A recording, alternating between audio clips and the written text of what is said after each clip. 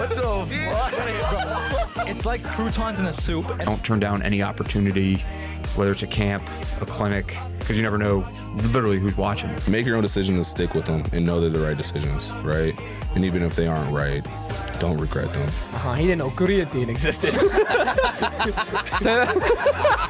So you got him some creatine? He's like, oh, yeah. Lift heavyweight. Shipped across the border. I shipped across the border. Shipped across the border, man. Welcome back to Shipped Across the Border.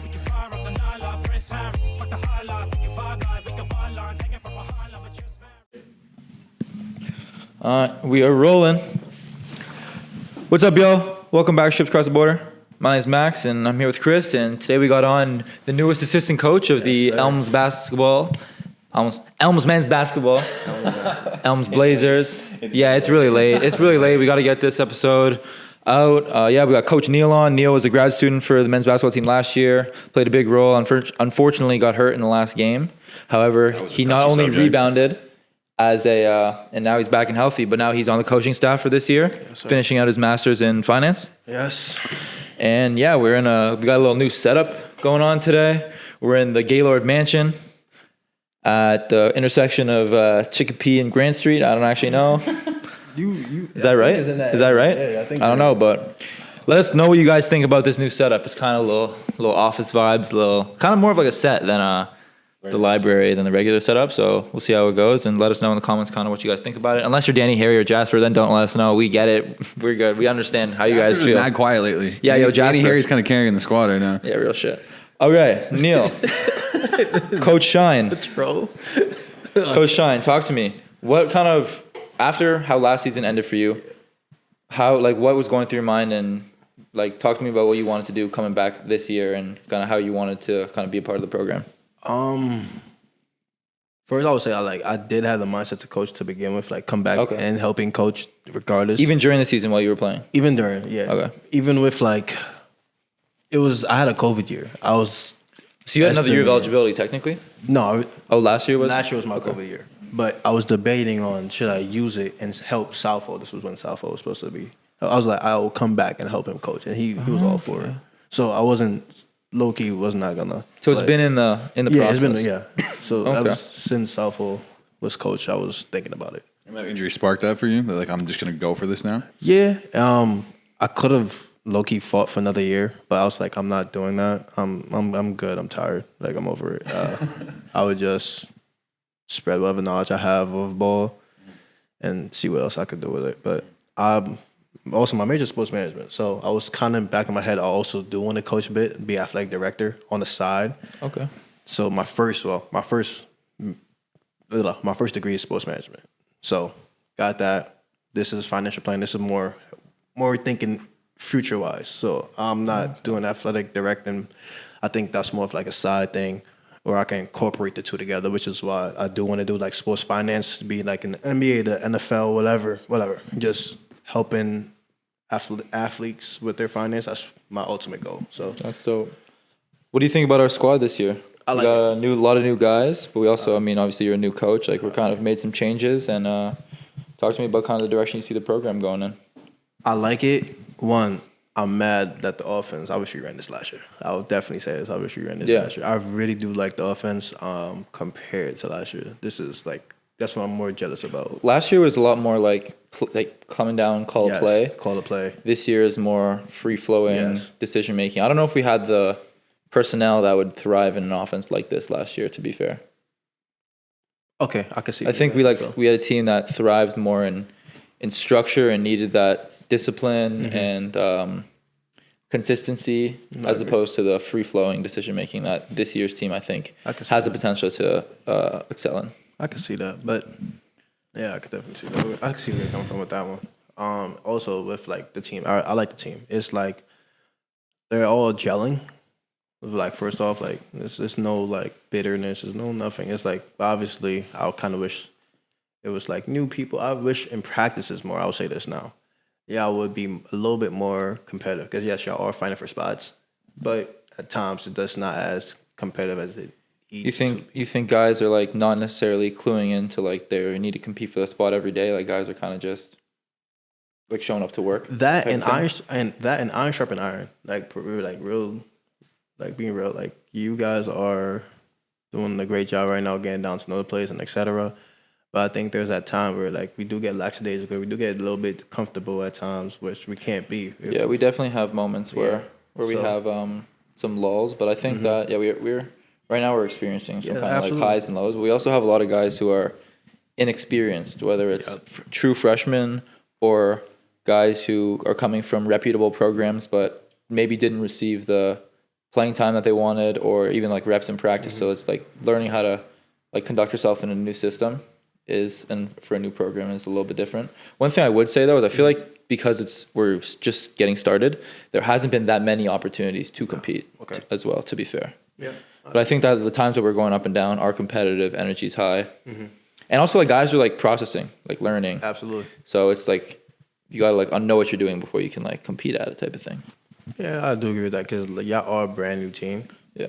But I think, as I said, over time I could see it. But obviously, as of right now, it's like we can't do it. I'm probably just jumping the gun a bit. But as long as we're like this and everyday practices like this, not much up and down, I think we'll be straight. But I do have high hopes for y'all. I do see it. Like y'all look good. Like y'all really do look good. What are some things that you can see this year being like so close to the coaching staff that you couldn't see last year? The attention to details. Like what I mean to tell y'all, when y'all mean like y'all really don't be in the gaps. Like certain times, like stay in the gap. So just like little attention to details, like the slightest change of like the offense, and y'all don't do it, or just like y'all don't look in the post at times just to get into like a certain action that we need. It's like, Yeah. so Even like if like for example, if we run, we're not gonna talk about the plays that we run or actions that we run. We're not giving any It's 4 down, bro. What do we run 4 down?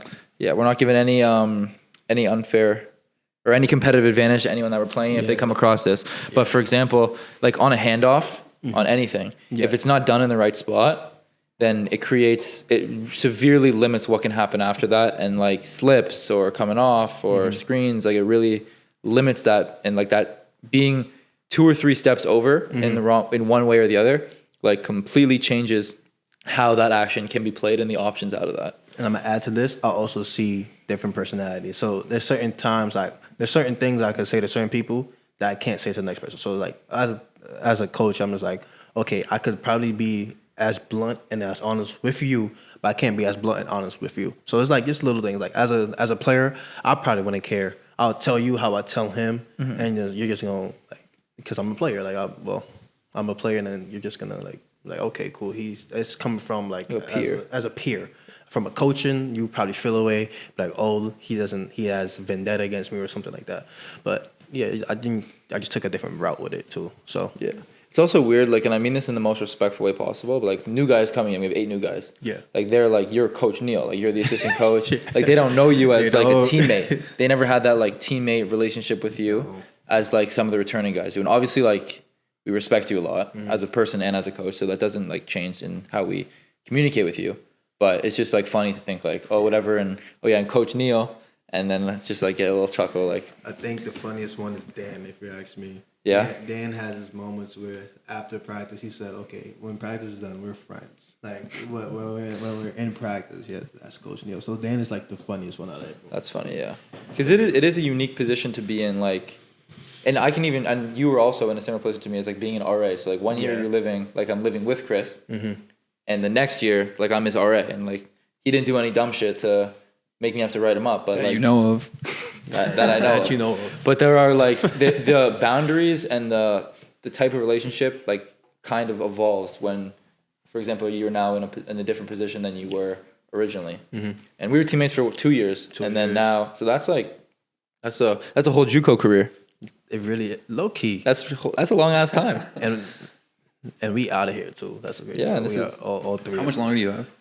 I got my classes. I have to take 2 more for technically, because in grads you gotta take 8-week classes. We have 8-week classes. So this is about to be the seventh week for me. And then I have to take 2 more classes. Spring semester, take 1. Summer, take 1. But by the time spring semester, I could just walk and take a class in the summertime, and yeah, I'm done. So it's a 2-year program. Yep. And then after this is all done, what happens? I'm going back home. Back to NY? I'm going back to New York. You know, have family pop out to the games when we're going to, we're in New York, we're in Brooklyn, we're in kind of that whole area. We'll see. Hopefully, we'll probably get some friends and family to come, but we'll see. Damn, I really can't believe Neil's the assistant coach. Like, nothing to do with you being, but just like, that's crazy, you know? I've actually never been in a position where a former teammate is now a current coach. I get laughs out of it all the time, if you ask me. Yeah. It's just funny. Can you imagine if like Tay came back and used a year and then you would be his coach? That's hilarious. I think. Like, imagine if you started playing and I was your coach. It'd be a problem. Do you think it would be a problem? I think so. Yeah, Maybe I don't not. know. I don't know. I think there's like specific boundaries you gotta establish. I think it's been going really smoothly so far. Like, there hasn't really been incidents where I feel like, I mean, listen, this is from my perspective. Like, anyone's like treated you like as like friend Neil as opposed to coach Neil. I feel like in 94 feet from 3 to 5, like, it's Coach Neil. And then after that, we're joking around. Yeah, we're we're sitting joking at the around. calf, We're saying, and we're shooting the shit and whatever. But I feel like you've done a really good job of establishing those boundaries and like being able to maintain those personal relationships while also doing your job and contributing to kind of what we're building. I've been trying. That was always strange to me. I'm not gonna lie. The, like, boundary thing with Coach Hack, where it's like he would call me a dumb so and so, and then like afterwards he'd be like talking about the podcast or some random stuff. I was like, that hurt. Like, you can't just say like, yo, we're chilling out like that. That wasn't cool. Like, that was always like something I couldn't really grapple with. This is aggressive. Did Seti play on Madai and then coach? Oh yeah, he played and then he coached Rodney and Kendall, and that was Tate's first year. He was there with Rodney. Okay. And he played. I don't think he played with other dude. Rory? No. Tay? No. The point Kendall? guard. Yeah, that one. Oh, okay. I don't think he played with him, but yeah, he played with. And then he coached Rodney. Yeah. Was he like roommates with Rodney or that Rory? Rory's at FDU now. No way. Have you met? You didn't do Win It Do, did you? No. Oh, so then we should just scrap this conversation because some of the people, one of our former teammates from Madai, around your age, is now came back to playing under our coach, our former coach. That. Yeah, Rory's at FDU. Yo, we gotta watch the game. 100%. We're gonna be in New Jersey for a game. Hopefully they'll pull up. We'll have to figure that out. But yeah, what else is going on? What's it like being here? Now you're Unc. All your no TC, no Tay. No Tay. No. What have you been doing? He's lonely. Just been working. Work. Where are you working? This intern. Oh, Snipes. I work at a sneaker store. So okay. as of right now, sneaker store. Trying to do this internship. Not every day, but every once. We could cut this out if you want. Yes, please. Let's cut this out. Outside of that, what do you do, bro? What does your day look like? What do you be spending your time doing as a grad student? I've realized there's a lot more free time than I imagined, low key. I work in a sneaker store, and then after that, I find time. Like, I am trying to get more into like building, like just getting like my body right. Like, after my injury, just been working out a bit more. Like, I've been doing a lot more explosive, like athletic workouts. So just to make me feel better, just so I can stay active still. Playing any men's leagues out here? No, but last time I shot a hoop was last week Saturday. I shot with Aaron. So, Oh, Sanchez?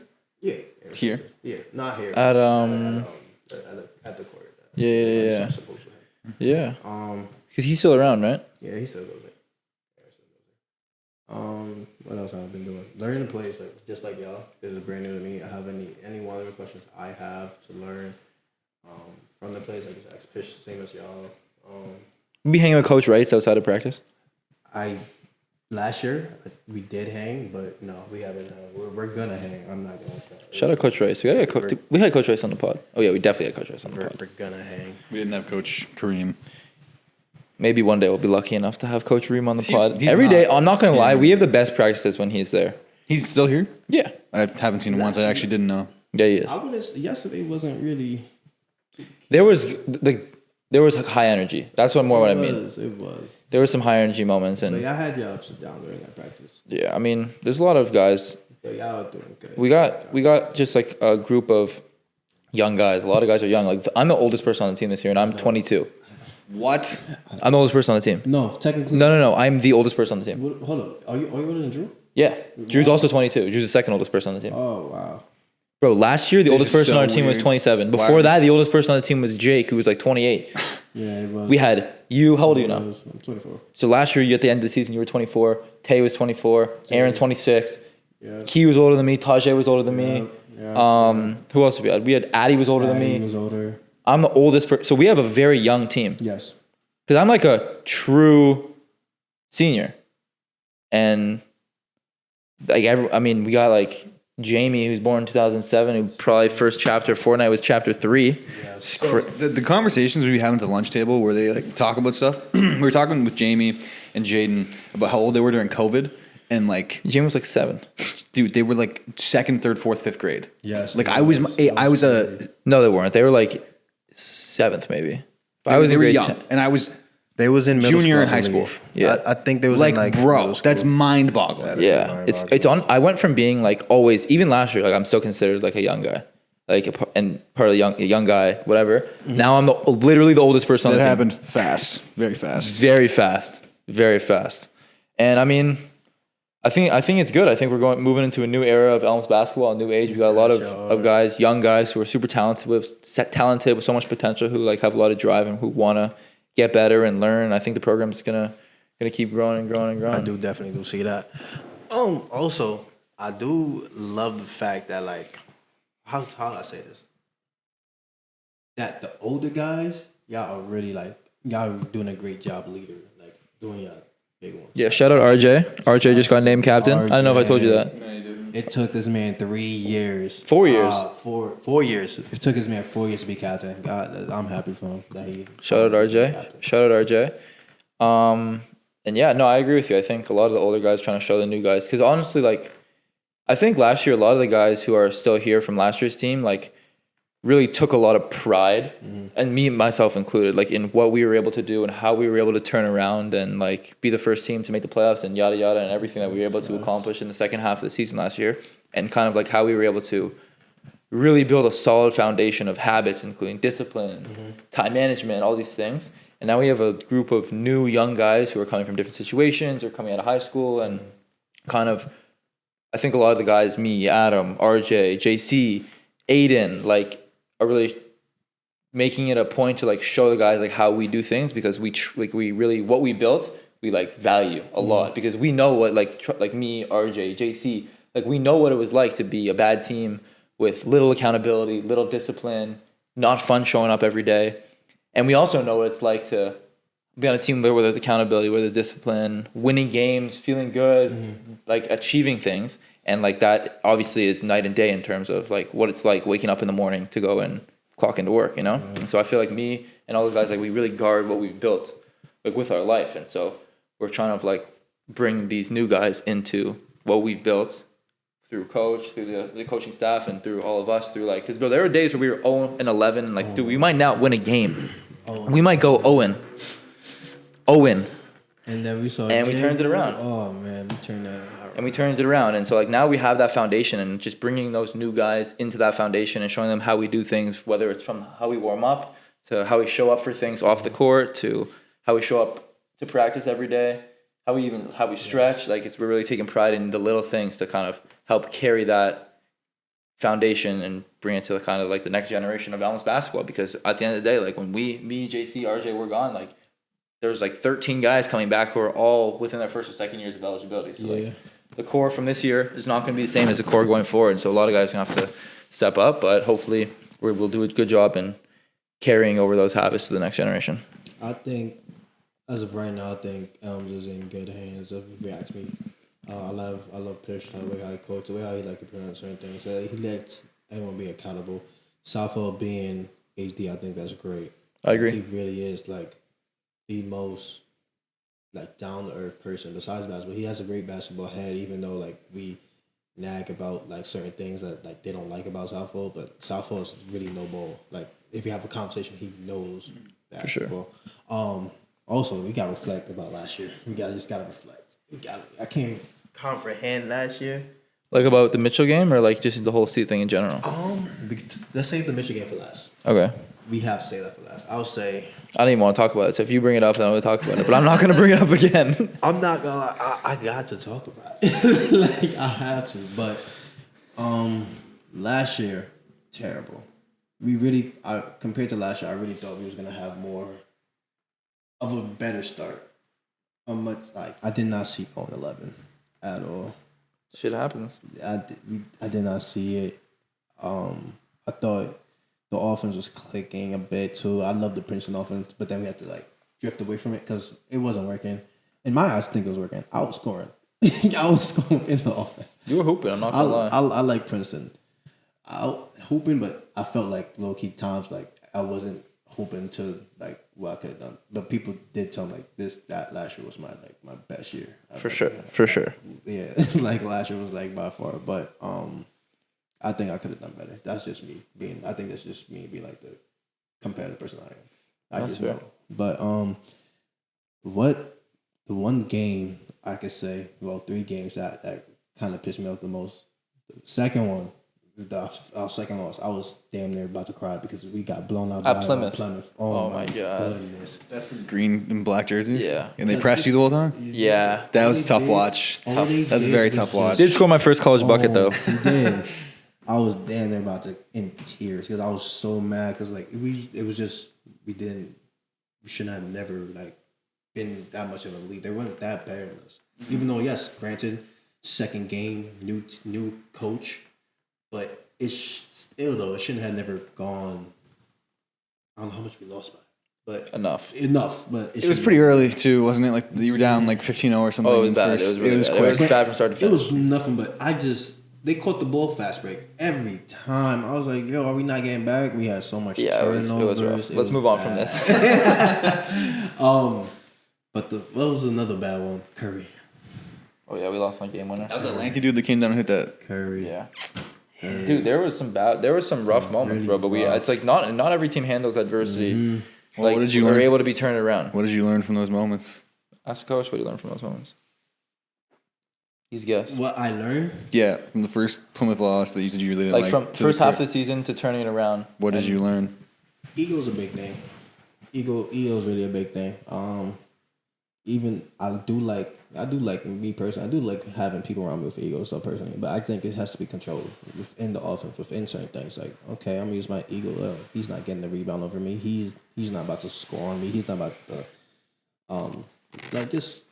he's not about to outperform me. He's not about to get more assists than me on the other team. I think just use the ego in a good way, but we use the ego in a bad way in the beginning.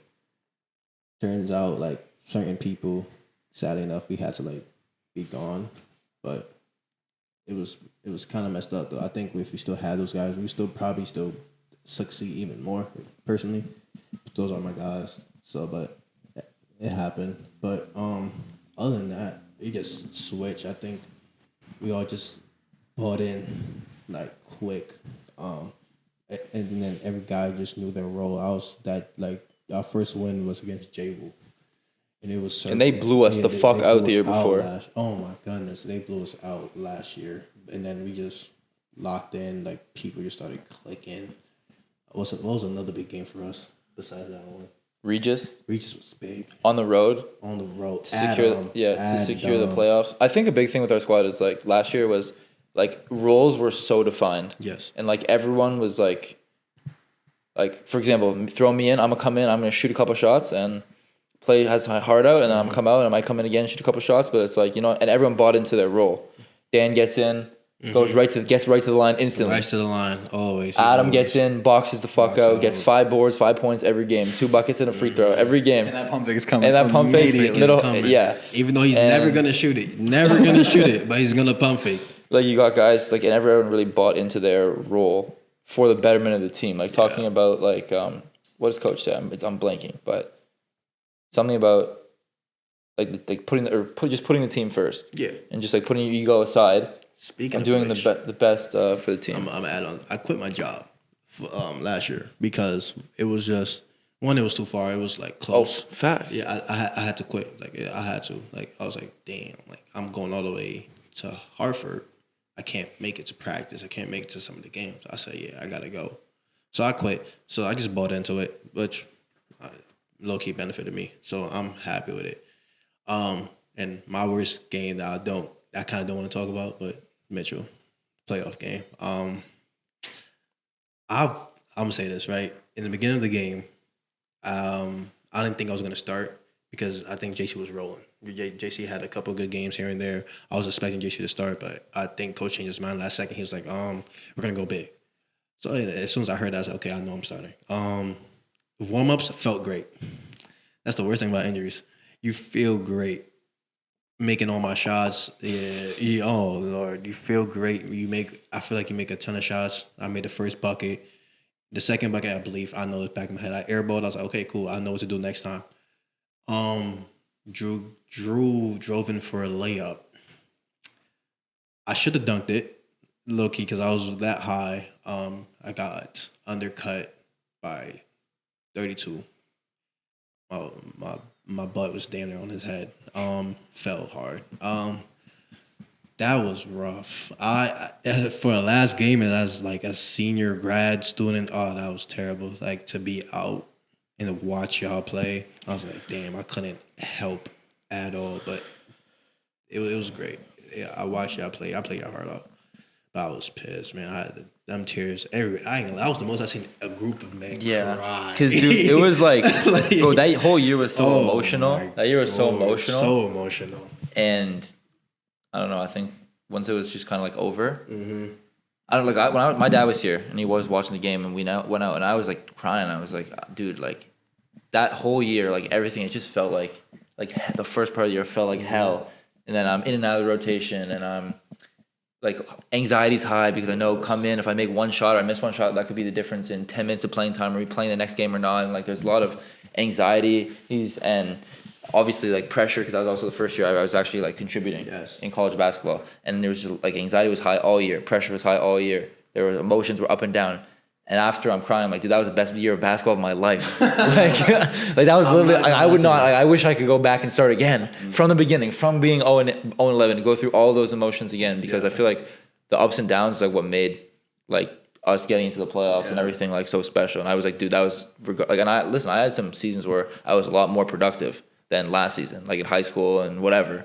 But just that one season, like I was like, dude, that was literally the best thing that ever happened to me. Like that was amazing. And I will say that whole experience. That when Max got his name called in that playoff game, he hit 2 big threes. I was hyped. I think, dude, hyped. That's my specialty is hitting shots in home games. Oh, I was hyped, and he hit a big one on their best player. I forgot his name. Yeah, Clarity. Clarity.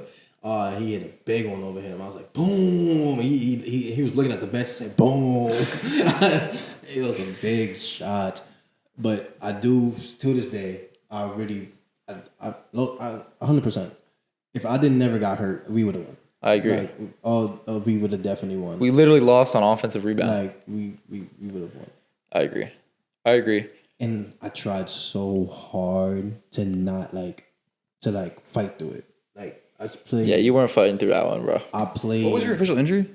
It was I broke my wrist, basically. Wait, hold on. We gotta touch on this.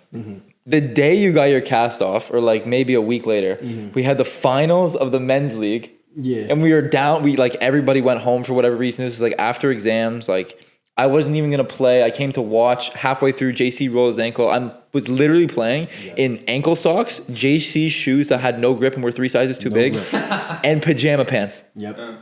Neil was playing literally 1 week off of broken arm, hadn't shot a basketball with his dominant hand in 3 months. And we were hooping. The lineup was me, Drew, RJ, Sam, and Neil, and Tajay. Did you just drive the whole time with your left hand? No, I shot 3. Oh, no, I definitely shot 3. Did it go in? It went in, yeah. I shot 2 threes. It went in.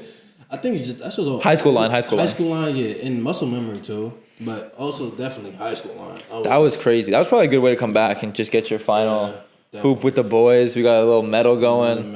That was actually crazy. That was actually insane.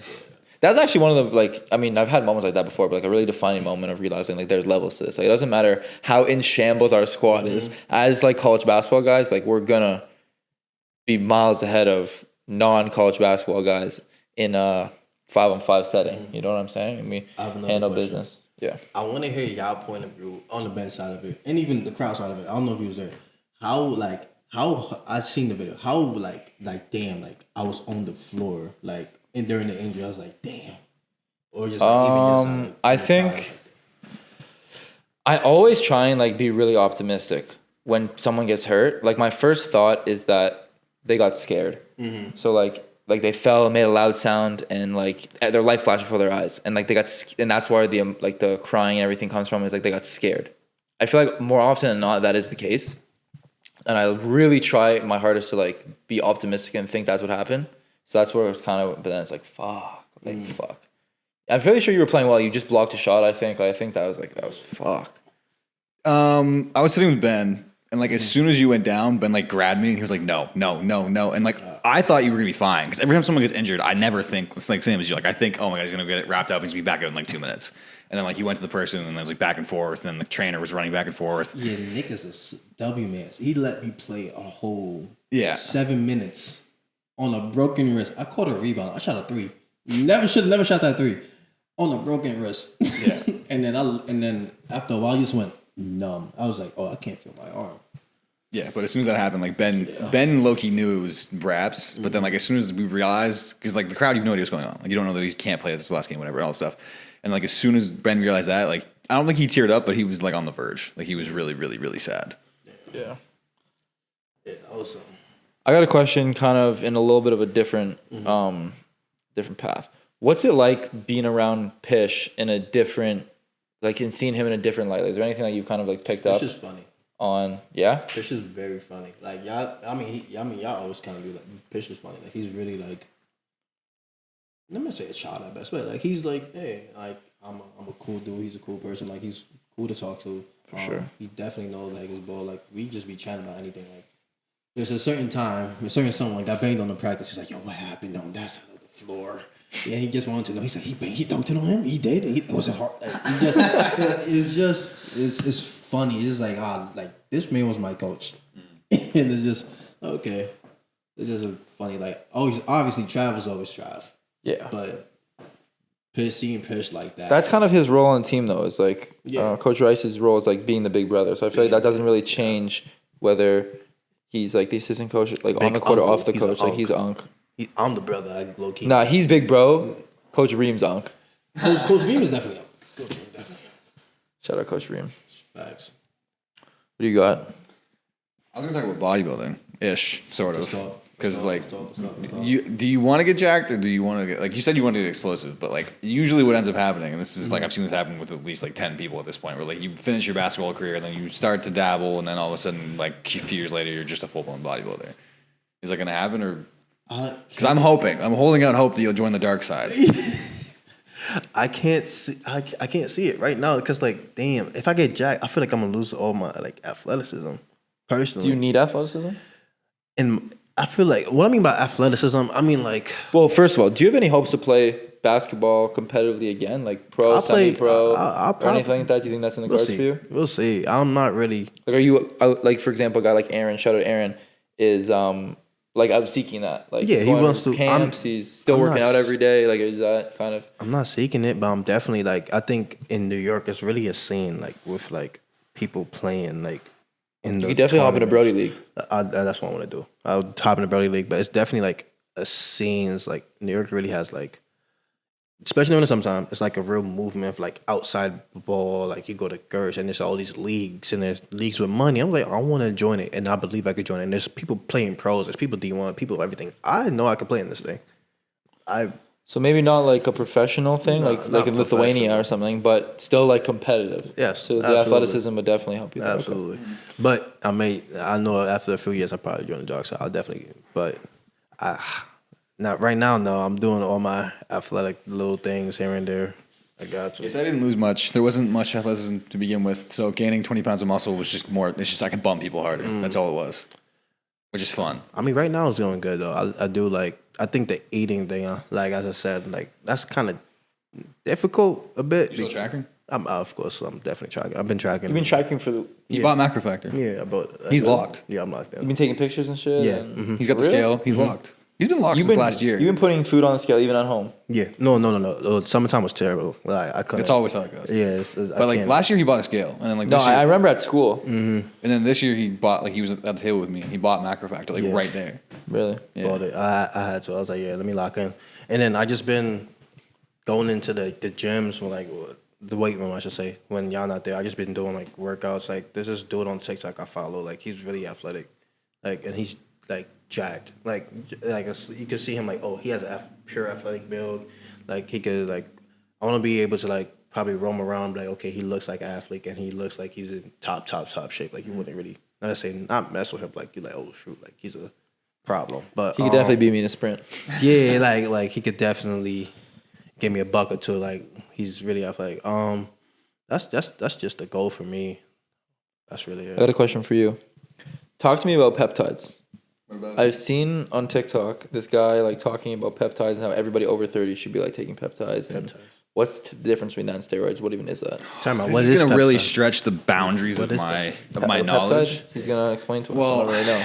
That's what I'm Okay, curious so the difference between a peptide, technically, kind of, by the way, like really stretching my knowledge here. This is not really an Oh, you area. don't know that much about this? Not a whole lot, but I can kind of try to explain it to you. The way that I understand it is that a peptide basically boosts things internally. So, like, if I was taking external testosterone and just pinning it, that's just taking more of what my body already has and just adding to it.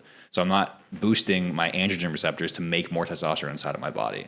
But a You're just putting peptide, more testosterone in your body. yes, but a peptide would naturally boost the androgen receptors in your body to just make more testosterone. I think that's how it works.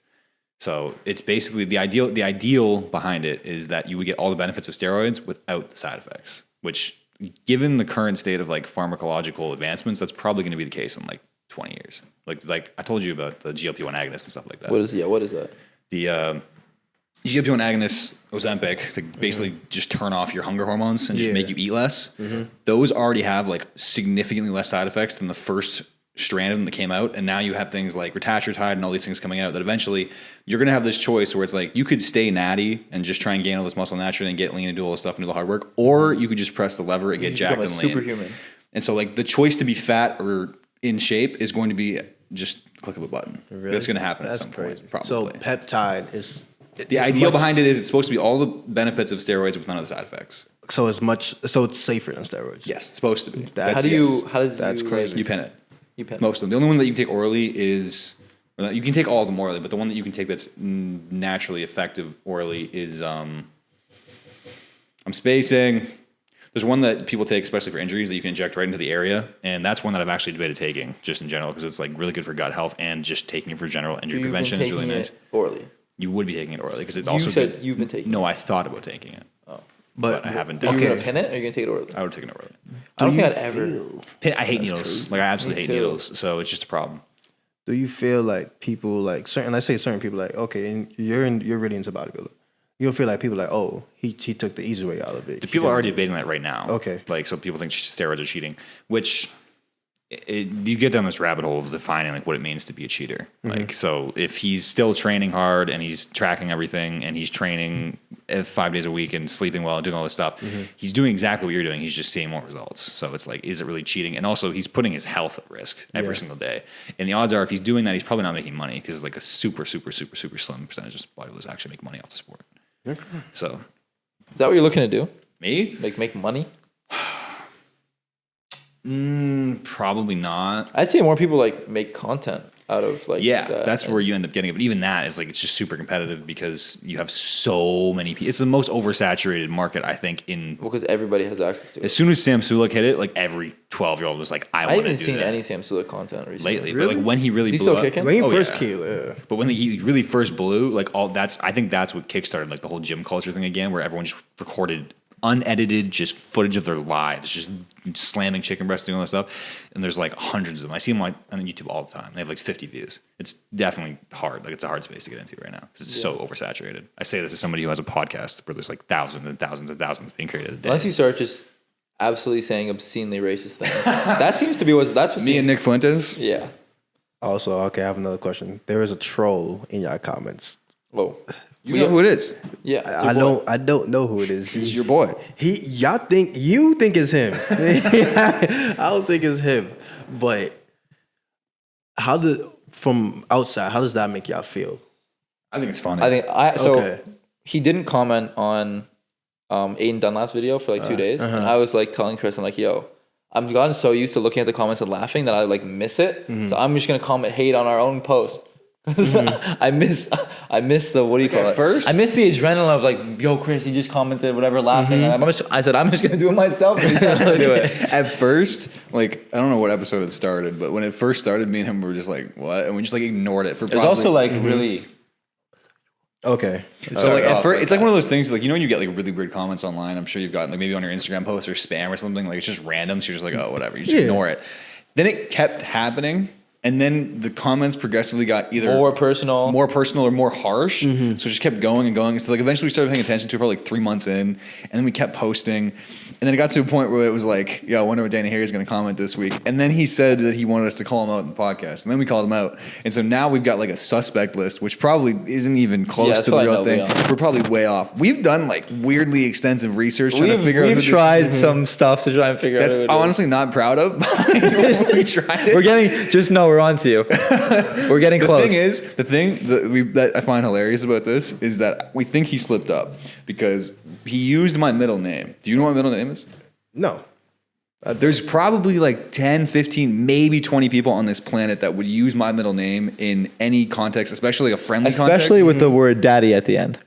It was like, he put a comment. This is going to kill everything. No, we're not even. Don't even say it. Don't even say it. We're not giving him any leverage. We're not giving him any leverage. Okay, but my middle name, he basically said my full legal name and then like daddy after it, and then just like left it as the comment. And so in my head, I'm like, okay, that cuts off like hundreds of people that it could be. So like now we think it's someone close to us, but it still doesn't really narrow it down that much. Like he still thinks it's my best friend from home. Like in his heart, we're on to you, Sam. He holds out like 25% of the list just for Sam. But I've asked Sam extensively, and like I just don't think he's too employed for this. Like he's got too much going on. And then there's a bunch of other people, but I guess we'll see if they actually watch the videos or they just comment, because I've sort of lost faith that we're ever going to figure out who it is unless they blatantly just tell us, or we do the method that I told you about, but we're not going to expose because it's a tough method. It kind of feels like whatever the same dude last year, if someone commented about my points per game like last year, remember I put in the chat, say this man did take me from an unknown account to say, oh, you came back just to do absolutely nothing. Yeah, basically. so we were actually. That's what Danny Harry said? No, somebody. No, someone just said. Do you know what the Instagram handle was? You know what we could do? Yo, we could do the method that we use on this and see if it's the same email. Yeah. We could method it. Oh, we could definitely do that. Let's try to do it. Yeah, but like we spent decent amount of time in our room doing this method, and like he was so set that it was on multiple times. That was different people. But then once he was set on this one person, he was so set on it that he commented back to Danny Harry saying something that only would make sense to the person that we thought it was, and turned out airball. Okay. And then Danny Harry came back and had like a better rebuttal on the thing that he said. It's like, damn, we're just missing. He's funny. Whoever it is funny. I look forward to the comments. Funny. I look forward to he's the legit comments. funny. I would say I thought more or less you probably Max. I'll be like Max probably annoyed, but I was like, I think I should use it as like a little motivation. Like, oh, thank y'all for watching. Like, we're getting some views out of it. Like, you feel me? Like, I appreciate it. I think it was Jack's episode. There was like 6 comments, and that just kills engagement. Jack's episode got like 250 views. Like, it just goes. Boosted it. It actually it honestly probably doubled the views. The views just because of the engagement that was going back and forth. Whoever the trollers. Thank you guys. Also, he's even interacting with like there was a dude who commented on Jack's episode that I thought was Jack's uncle. Turns out it's not. Random dude commenting on our content, and Danny Harry's like commenting afterwards. I think he said something about like he called Jack the low man. He was like, love the low man, it's gonna be great this year. And then he said something about like the editing the podcast, and then under that Danny Harry goes, friggin' right, we love the low man, he's gonna steal Max's spot this year. And then he'll just keep responding to other people's stuff, and it's so funny. I think it's funny. I don't take it personally. Also, like for example, he loves to say like, I'm going to be a senior coming off the bench this year. Like I think that's dope. I think coming off the bench means I'm not staying on the bench. Come off of it. That means I'm off of it. There's a lot of seniors would even make a team. So yeah, I think that dude. And also I think a lot of it's just like I'm very secure in where I'm at, the position I'm in, how my jump shot looks, and so it doesn't really affect me. Like I've been hearing that my whole life. Like I'm very secure in it. And I mean, nothing you can do if it's.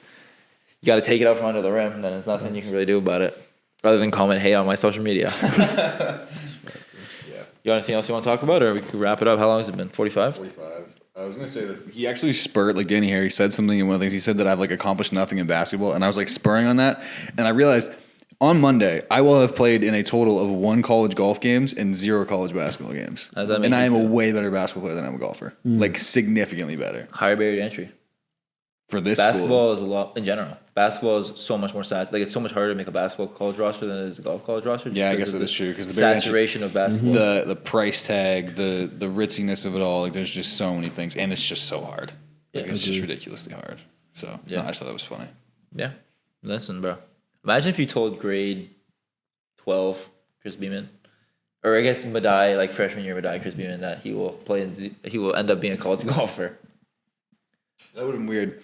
I didn't even know what golf. Like, obviously I knew what it was, but like I didn't care about it at all. Like, we had that even last year. Like, there was probably 3 months in between the gap of like consciously don't even really care what golf is. It's out there. It's a thing.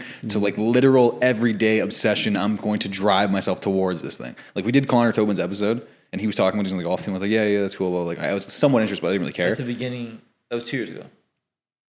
Yeah, You were dialed last summer. 2 summers ago, you were dialed. that's when it started. Yeah. And like that episode was released like the second semester, and then like 3 months after that, I was just hooked. It took one good shot. It's a ridiculously addictive sport.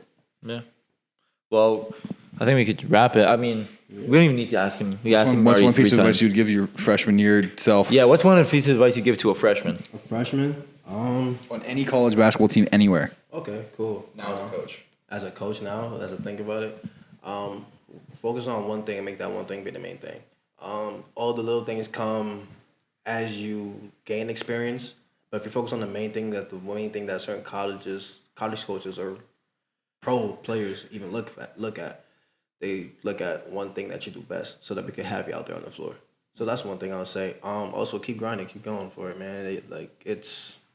This is something that you really want to do, something that you really see yourself doing in the long run, making yourself a star in the college team or wherever you want to be, high school team, middle school team, I don't care, men's league, church league, whatever. Just keep grinding, keep going for it, man. Anything you do, put your mind to, just keep going. That's really it. That's all I got. Thank you guys for listening.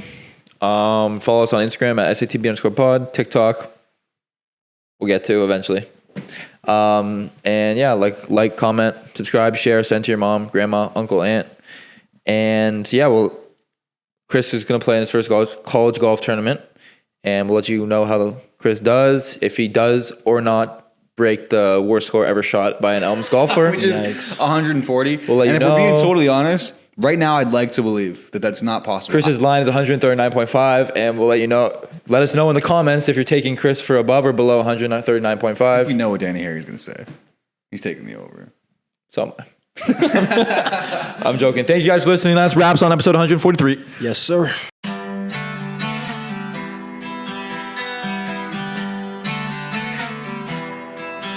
Well, she danced in my